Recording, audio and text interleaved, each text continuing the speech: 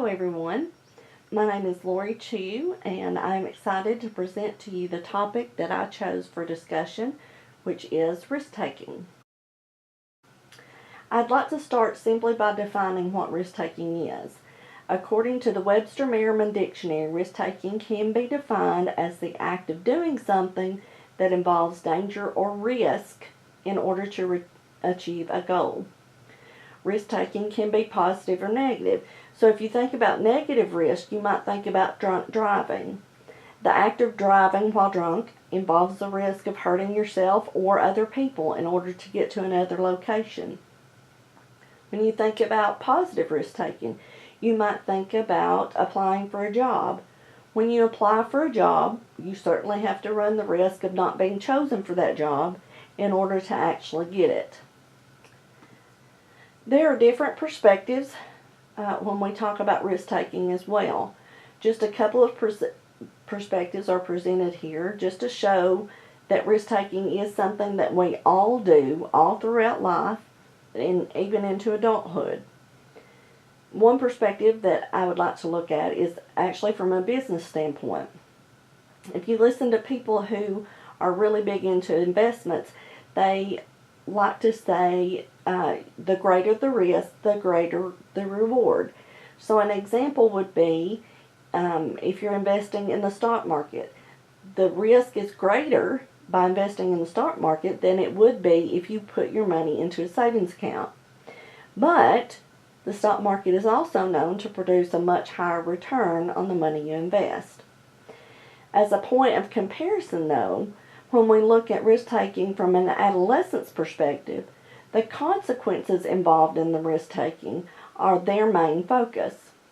So when we establish a general rule for adolescents and risk-taking, it might be more along the lines of the greater the risk, the greater the consequence. For example, selling drugs at school would have a much higher penalty or consequence than, say, cheating on a test. Unfortunately, adolescents often have the mindset that they're just not going to get caught.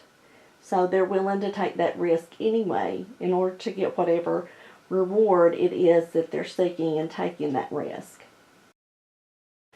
In my research, I found some really interesting points regarding the reasons that some of our kids are taking the risks that they're taking. One of the things I learned is that students often have a hypersensitivity to the reward. In other words, the need for the reward is so strong that they just completely ignore the consequences. Many students have behavior that is just by nature impulsive. They act before they think. I also found a study that indicated that functional MRIs actually show an increase in brain activity when an adolescent is participating in activities that are risky. And I'd also like to mention with this next point that many people believe that adolescents are not weighing the risk with the reward when they're making certain decisions. But research actually indicates that they are often weighing their options, but they believe, whether it's right or wrong, that the risk that they are taking is worth the reward. It's perhaps the next point I think that probably stood out to me the most. The reward system in the brain actually develops at a younger age than the control system develops. So we have to keep in mind that a lot of times adolescents simply do not have the brain development to have the self-control that they need in order to say no to some of these risks. Of course, many adolescents are simply taking risks because of peer pressure or trying to fit into a particular social group. So then we're left to figure out, what do we do about all this unhealthy risk-taking? How can we as parents and teachers help our kids manage risk? Well, one of the suggestions that I found is to have students participate in role-play discussions or what-if situations, where we can ask them questions like, what would happen if you contracted HIV? Or maybe we might ask them, how would your life change if you were to have a baby? Asking them questions that really get them to think about the situation rather than simply overloading them with a list of consequences. It just gives them an opportunity to think about it for themselves. Another article I read suggested that we allow adolescents to become involved in decision making. Of course, these decisions would need to be situations where they're not in harm's way if the decision turns out to be wrong, but allowing them to make these decisions gives them a sense of control over some of the things in their life. Some examples might include you might let them decide what they want to wear. We might let them choose what movie to see or what we're going to have for dinner, things like that. Another option that students might have to develop a sense of empowerment would be to collaborate with them. Let them have a say in how much time they think is reasonable to spend on video games. We might discuss the dangers of texting and driving in order to have a mutual decision on them having their cell phones on Do Not Disturb while they're driving. These types of collaborative opportunities actually gives them a sense of ownership and hopefully a deeper commitment to abiding by these rules. On this last slide, I really put a lot of thought into it.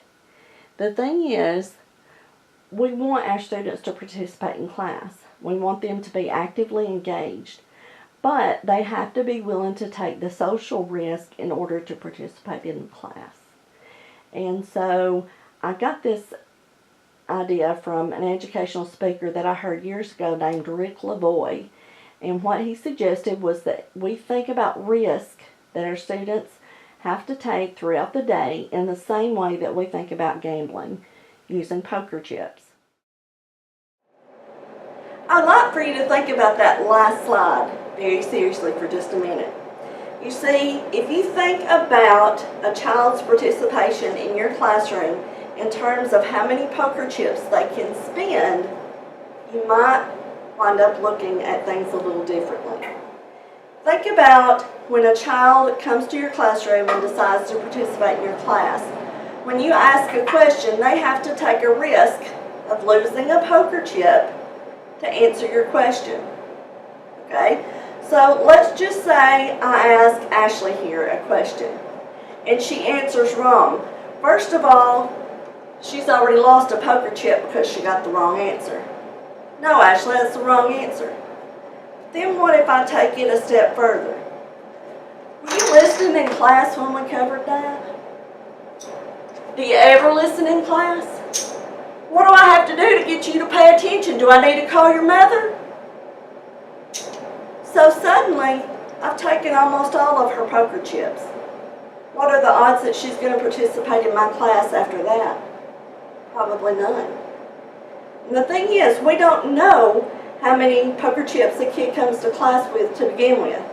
Obviously, this student has been given some poker chips. Good job, Anna. Way to get that one right. You look pretty today. All of the positive things we say, we add to their poker chips, and all of the negative things that we say, we're taking away poker chips. We really need to think about that because we don't know whether this child has gotten into an argument with her mother before school. We don't know whether she's just been bullied in the hallway before she came to class.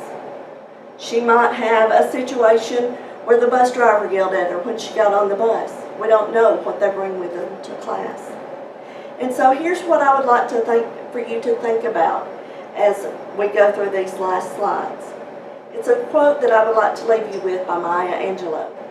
People will forget what you said. People will forget what you do. But they will never forget the way you make them feel. I hope you all have a great